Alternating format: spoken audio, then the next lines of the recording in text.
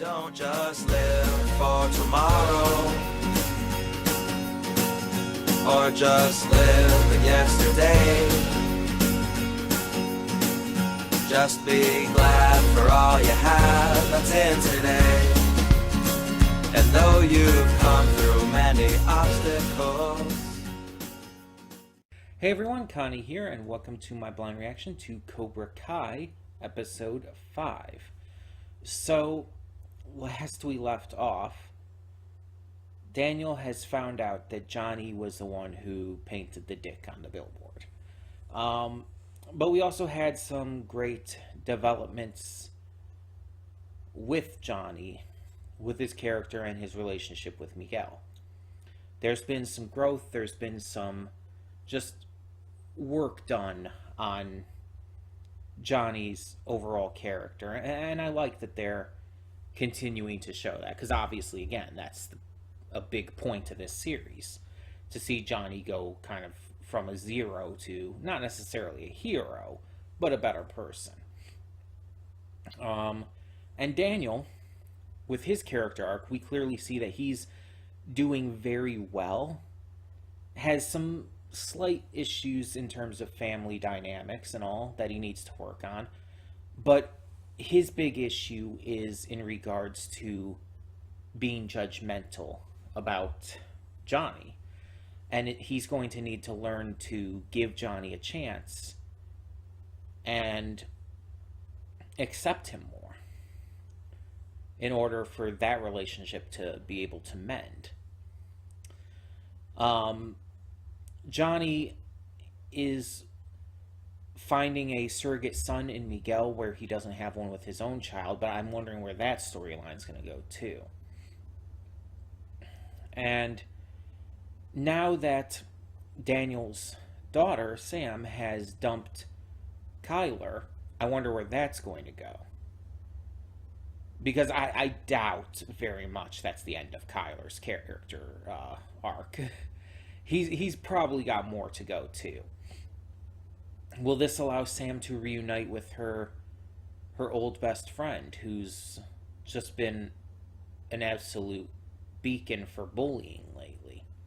Hopefully so, because she needs someone to just be there for her during all of this, and Sam would obviously make the most sense. So we'll have to see. But I'm definitely interested to see where this goes. This series has been great so far. I'm very excited for the future of it. And hopefully it just continues to impress every week. So let's get on with it and see what we have. When the screen fades to black, pause this redirect and go to the description below. Follow the link to the reaction, and after you watch it, come back here to the redirect and resume play. Because after it fades to black, then it fades back in. Everything from that point forward will be my afterthoughts and will contain spoilers to the episode. So, that being said, thank you so much for tuning in, and I will see you at the reaction. And we are back, and we'll begin with spoilers in 3, 2, 1, now. So,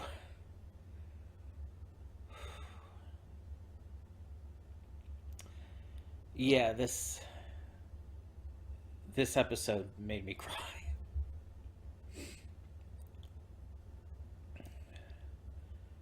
Like, pretty much the instant it showed Mr. Miyagi's grave, it started flowing. And it's...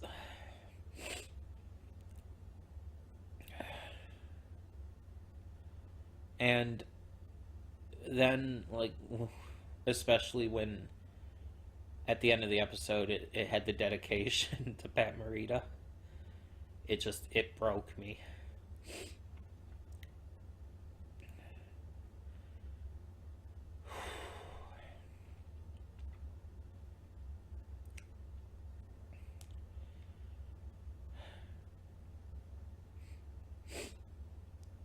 It just, that kind of shit, like, just it always gets to me, especially when it's for an actor who is just so universally beloved, where it's like, I grew up watching The Karate Kid, and it's like, I grew up with Daniel and Mr. Miyagi and all of this. So it's like, it hit hard. And I've already stated on a couple of occasions, this series very much carries on the spirit of the original movies. It very much feels like The Karate Kid, like a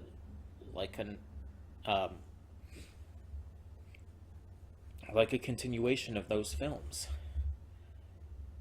And so seeing that in here, not only the clip, because we've seen a couple clips from the movie before and all, but seeing Mr. Miyagi's grave, the dedication to him and everything, it because of how much this series feels truly like a follow-up to The Karate Kid, it broke me. Because it's like, the emotion Daniel was feeling at that moment, being at Mr. Miyagi's grave, but also because of what he himself had fallen into, letting his anger get the better of him and all. It very much like, it very much felt like Daniel was just,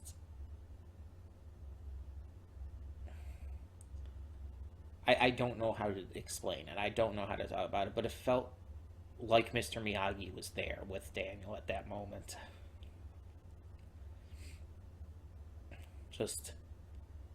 And Daniel was apologizing for everything he had done, the mistakes he made, and Mr. Miyagi was just embracing him and telling him it's okay, and it just, it got to me.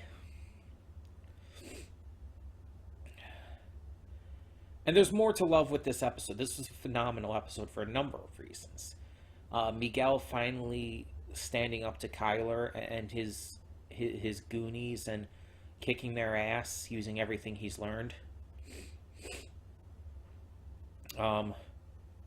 Aisha, I think her name is. Let me see. I have a thing up here for it. Because I wasn't sure on her name, so I pulled up a thing for it. Yeah, Aisha. She joins Cobra Kai, which is like, yeah, we kind of could see that coming based on everything that was going down with her and all, is similar to the bullying and all, just for different reasons and on a different scale than with Miguel. So we could kind of see that coming, and then at the end they have this just massive influx of new students because of everyone just really getting a kick out of what Daniel did, pun intended. But yeah, and there's just a lot here that really just worked. Even Johnny being super proud of Daniel afterwards, and the struggles that Johnny's actual son is going through trying to make up with him, but then end up feeling betrayed again and getting back with him at the end. It's like, I'm kind of invested in this story too now. Sam getting betrayed by her friends and trying to sit with Aisha but being told off at first, so going to just confront Kyler about it. And at first I thought she was going to like kick his ass, but then Miguel comes in and defends her, and she clearly liked it. It's clear that they're gonna, at least for a time, end up together. And even Daniel's wife telling him off for his vengeful attitude and everything. I feel like just everything about this worked. It was emotional, it was triumphant. It was exciting. And it felt like, with only being halfway through the season, this felt like a culmination of what the first 4 episodes had been building up to. This genuinely felt like it was what this series was getting ready to show us. And I would expect something like this for the end of the season. I would expect this to be like episode 10 to close out season 1. With everything that happened in this, like, it's big stuff, but it's only halfway through. And that's what astounds me the most. This big of an episode, even with this dedication to Pat Morita and everything, again, feels like a season finale, but wasn't. It was only the halfway point. What is the actual season finale going to feel like? What are they going to do going forward in this season still? It's really exciting to know that this isn't that this is just the halfway point, that something this good isn't the actual end of the season. So I'm very much invested, more so than ever, as to where this is going to go. There's definitely a lot of threads that have to be caught up with here. A lot of things that are being kind of worked on. I wonder if Daniel's going to find out, and if so, how quick he's going to find out that Johnny's son is, well, Johnny's son. I wonder how this new influx of customers at the Cobra Kai is going to work out, and how that's going to affect Johnny and Miguel and so much else. There's a lot of questions this all raises. Will Sam get back into karate? Now that she saw what Miguel did for her, will she join Cobra Kai, or will she start practicing with her father again? Again, there's a lot of questions, a lot of possibilities. And there's so much that they can work with this. And I've been watching reactions along with this, especially and most specifically Blind Wave's reactions to the series. And I'm really excited to see the reaction to this. To the stuff with Mr. Miyagi and just the triumphant moments and everything. It's going to be a good reaction. And yeah, there's just,